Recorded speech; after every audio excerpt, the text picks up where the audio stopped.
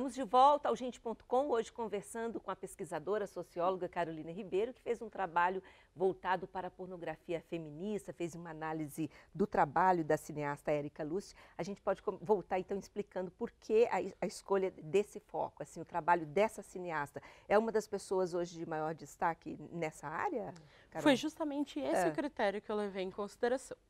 Eu queria quem trabalha com isso e quem está na boca das pessoas. Eu queria trabalhar a feminista que estivesse aí, que estivesse sendo falada.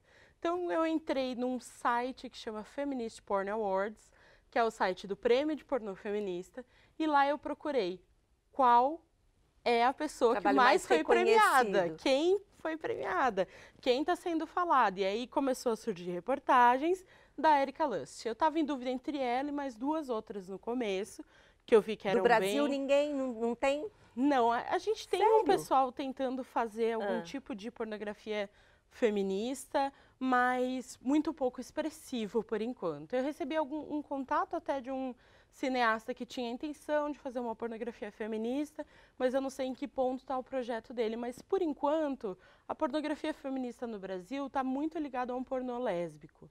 E que é uma coisa muito interessante também para um cenário comum, né, para o cenário atual. Mas que não é necessariamente que a pornografia feminista tem sido pautada como, né? Não é o que tem sido definido como pornografia feminista. Tá, e aí vamos lá, o que te encantou no trabalho dela?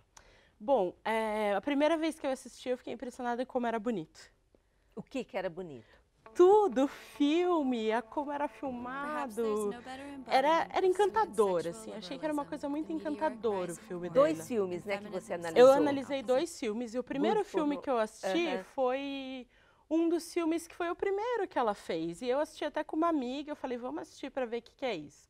E nós assistimos juntas, e aí, gente, que lindo! Foi o 5 Histórias para Elas, né, 5 Hot Stories for Her, que foi um dos que eu analisei.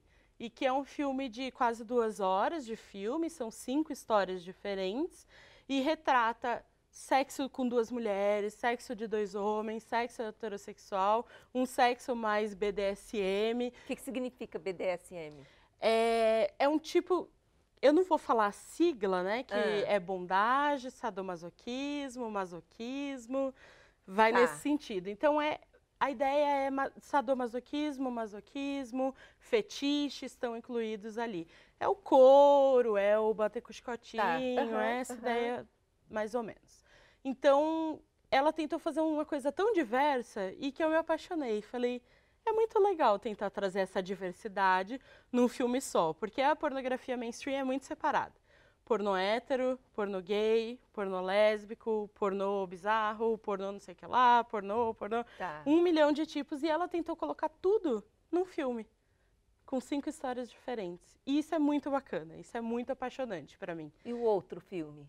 O outro filme chama Cabaret Desire, que é o nome do cabaré lá, onde as pessoas vão contar histórias sexuais, e essas histórias que estão sendo contadas no cabaré vão ser retratadas como histórias. Eu me confundi aqui achando que era o Good Pornô, mas não, né? Você não analisou. O Good Porn é um livro. É um livro, então livro. Foi isso que eu me confundi. É o livro dela. Livro dela. É o livro dela. É um livro ótimo para entender o que é pornografia feminista. Mas, infelizmente, a gente não tem ele traduzido para o português, só em espanhol e inglês. Eu li o em inglês. E é maravilhoso. Ela vai trazendo uma série de coisas, de análises dela, e foi uma das partes que ela fez na especialização em ciência política e feminismo dela.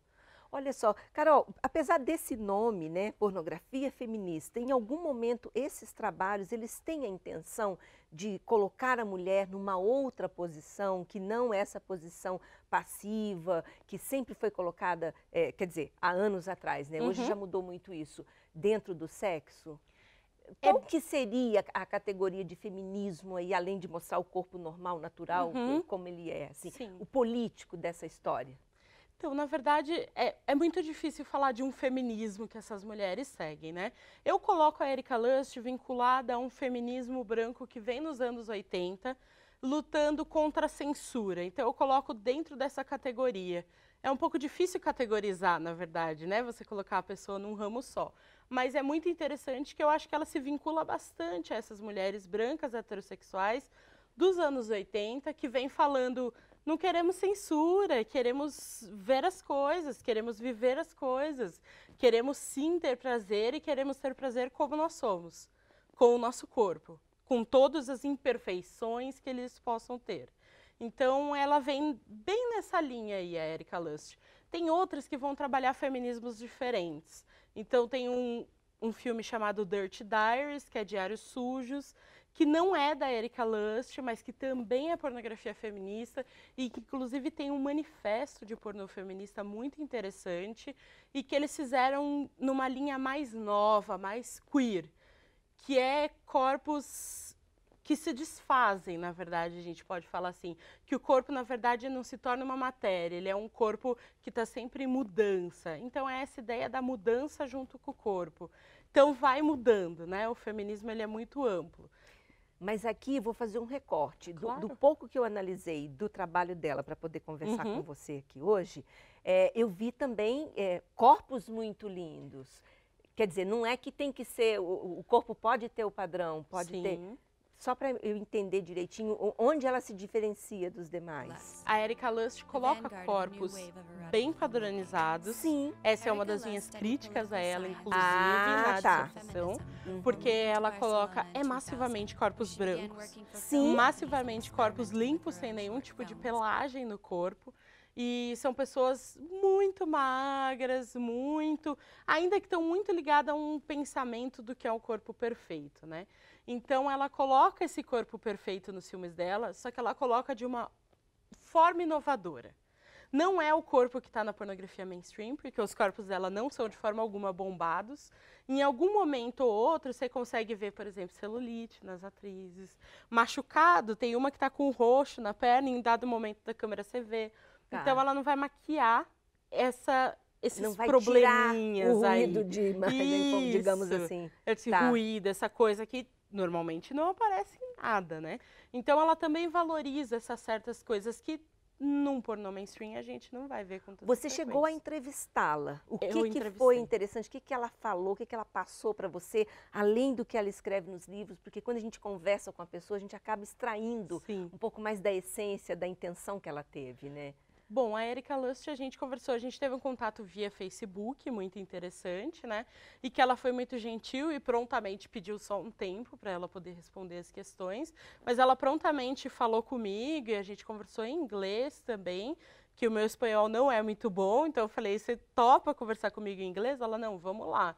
E aí eu fiz um questionário bem fechadinho, assim, com perguntas bem diretas para ela responder, para ela me falar o que ela pensava sobre os filmes dela.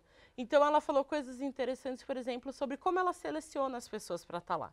De que ela está diretamente relacionada com a seleção das pessoas. Dos e que atores. E que ela quer essas pessoas que gostem de fazer os filmes. Então, isso para ela é primordial, que as pessoas queiram fazer um filme diferente, que queiram a diferença, que queiram o inovador. Então, ela vai bem nesse caminho buscando isso. Outra coisa interessante que ela falou é que eu perguntei diretamente, você é feminista? Porque estava tendo um ruído aí de que ela não era feminista.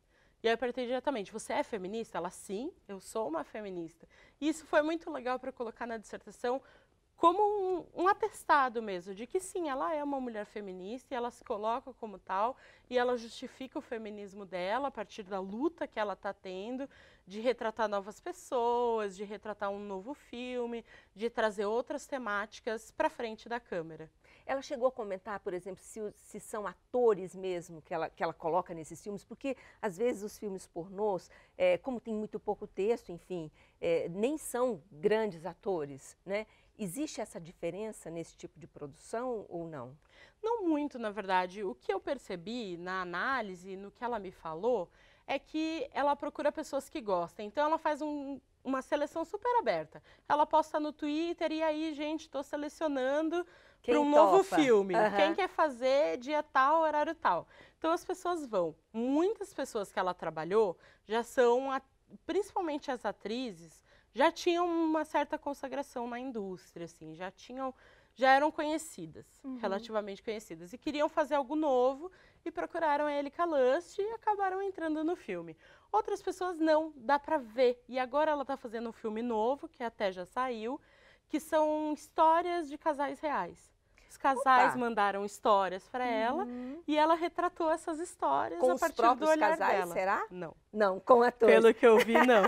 Seria ótimo se fosse Seria com os próprios ótimo. casais. Bom, eu vou fazer outro intervalo e daqui a pouquinho a gente volta falando sobre a pesquisa da Carolina Ribeiro sobre pornografia feminista. Até já.